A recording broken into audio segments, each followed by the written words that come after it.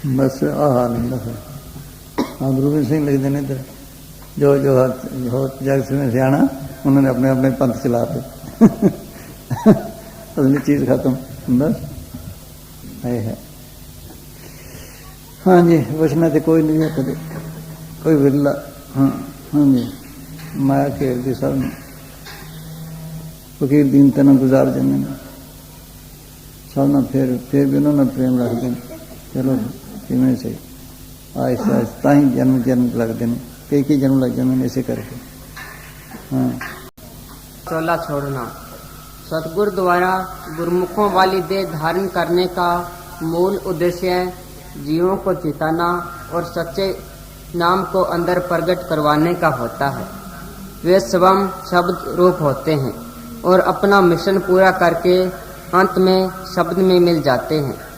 नानक आद अंगद अमर सतगुर शब्द समायो, तन तन गुरु रामदास गुरु जिन पारस परस मिलायो। संतों के पास हर प्रकार के लोग आ जाते हैं। उनमें कई स्वार्थी, माया या मान बढ़ाई के पुजारी और दुनिया के गुलाम भी शामिल हो जाते हैं, जो अपने बाहरमुखी इल्म और रसूख से बहुत सी संगत से संपर्क बना लेते हैं। सच्चे प्रेमी बहुत कम हुआ करते हैं, जो भजन अभ्यास करते हैं। संगत उनका आदर करने लगती है। वह जो प्रेमी उनके संपर्क में आते हैं उनकी संगत करने लगते हैं।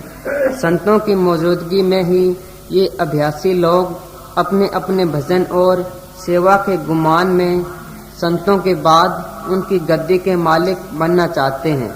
परंतु इन अभ्यासी जीवों में कोई विरला ही अंदर सच्चे नाम या शब्द को प्रकट करता है। संत उसको अपना उत्तराधिकारी नियुक्त कर देते हैं। इधर आ जाओ। गुरु के सेवक, सतगुरु प्यारे। गुरु के सेवक सतगुरु प्यारे और वैसे तक सो शब्द विचारे। तत् लह अंतर्गत जाने सत्संगत साथ बढ़ाई है। एक पत्र में हजूर महाराज परम संत श्यावन शाह जी ने किसी सत्संगी को लिखा कि संत अपने आप को किस्मत वाला समझते हैं अगर उनके जीवन काल में उनको एक या दो सच्चे सिख मिल जावें। यही गुरु तेग बहादुर साहब फरमाते हैं, जन नानक कोटन में को भजन राम को पावे, कोट मथे को विरला सेवक और सगले व्यवहारी। यदि कोई सच्चा शिष्य तैयार न हो सके तो फिर संत क्या करते हैं। ऐसी स्थिति में उनको अपने स्थान पर कोई न कोई अच्छी कमाई वाला व्यक्ति अवश्य नियुक्त करना पड़ता है, ताकि भजन सिमरन हेतु वह संगत की अगुवाई कर सके। संतों के चोला छोड़ जाने के बाद ये स्वार्थी, माया या मान बढ़ाई के पुजारी और दुनिया के गुलाम अपने बाहरमुखी इल्म और रसूख से या तो स्वयं गद्दी के मालिक बनना चाहते हैं या मतलब पूरा करने के लिए अपने चुनिंदा व्यक्ति को गद्दी नशीन बनाना चाहते हैं, ताकि गुरु के नाम पर आने वाले धन को अपने भोग विलास में खर्च कर सकें और उससे लाभ उठा सके। वे उसकी सफलता के लिए दलाल बनकर पूरी मदद करते रहते हैं। इस प्रकार संतों के चोला छोड़ जाने के बाद कई गद्दियां बन जाती है।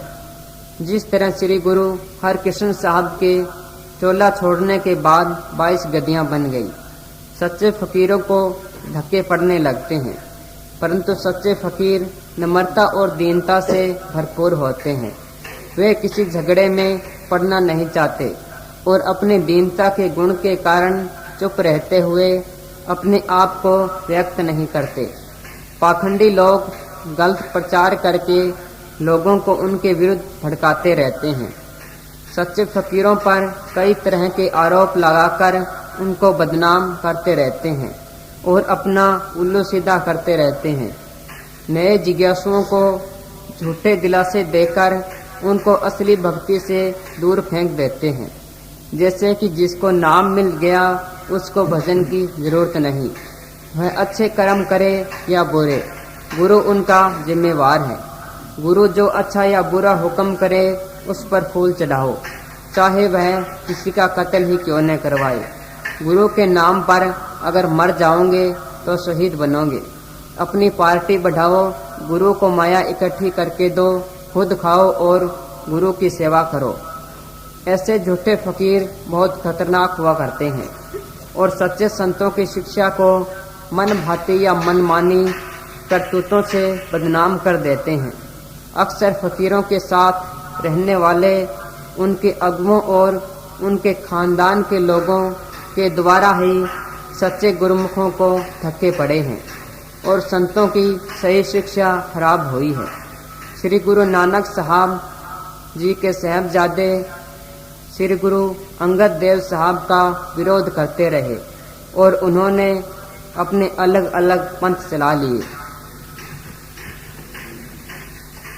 श्री गुरु अंगद साहब के लड़के दासू ने गद्दी पर बैठे हुए श्री गुरु अमरदास को लात मारी कि वह क्यों उनके पिता की गद्दी पर बैठे हैं।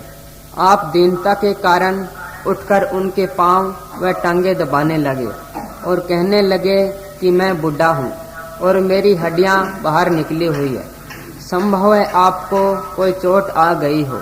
इस प्रकार गुरु साहब संतों वाली निम्रता का नमूना दिखा गए। इसी तरह गुरु अर्जन साहब के भाई पृथ्वीचंद उनका सख्त विरोध करते रहे। श्री गुरु तेग बहादुर के वक्त भी दरबार साहब अमृतसर पर ऐसे ही लोगों का कब्जा था। उन्होंने आपको दरबार साहब में जाने की अनुमति न दी और आपको अंदर जाकर दर्शन न करने दिए। ये अगुवे जो फकीरों को धक्के देते रहे हैं, संगत की अगुवाई करने वाले थे और इन्हीं के द्वारा परमार्थ की असलियत, पवित्रता और लोकप्रियता की हानि हुई है, जिसको सच्चे फकीरों ने सख्त तकलीफ उठाकर चलाया था। इस जगह एक और बात स्पष्ट कर देना आवश्यक है कि सच्चे संतों के वे सेवक जो नकली संत बनकर नकली काम चलाना शुरू कर देते हैं, स्वयं उनको तो परमार्थी तौर पर नुकसान उठाना पड़ता है, परंतु जो लोग उनके पास मालिक की सच्ची तरफ लगन और श्रद्धा लेकर जाते हैं और उनसे दीक्षा लेते हैं, ऐसे सच्चे जिज्ञासुओं को परमार्थी तौर पर कुछ न कुछ तसल्लियाँ मिलती रहती है।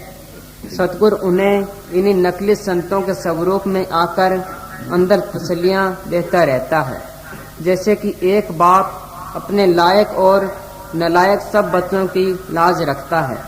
इसी कारण से ऐसे नकली संतों का साहस और बढ़ जाता है और वे जल्दी जल्दी अपने सेवकों की संख्या बढ़ाने लगते हैं। इस आशय के लिए अपने पिट्ठू दलाल छोड़ देते हैं जो उनके पक्ष में प्रचार करते रहते हैं। अंतिम परिणाम, इस विषय का अंतिम परिणाम ये निकलता है कि संतों के बाद असली परमार्थी सिलसिला एक कौम या मजहब के रूप में बदल जाता है। असलियत खत्म हो जाती है। आत्मिक अनुभव की चीज मन और बुद्धि के अधीन गोते खाने लगती है और माया का जोर पड़ जाता है। उन संतों के चिताए हुए प्रेमियों के खानदान भी उसी जगह बंध जाते हैं। संतों के नाम पर नए नए धर्म स्थान बनाए जाते हैं। लोग अपना ही मेहनत कायम करते हैं, आप ही पूछते हैं, आप ही असूल बनाते हैं और अगर कोई उनके बनाए हुए असूलों पर न चले तो आपस में लड़ मरते हैं। वे सब ही अपने अपने मन और बुद्धि के दायरे में सच्चे कहलाते हैं।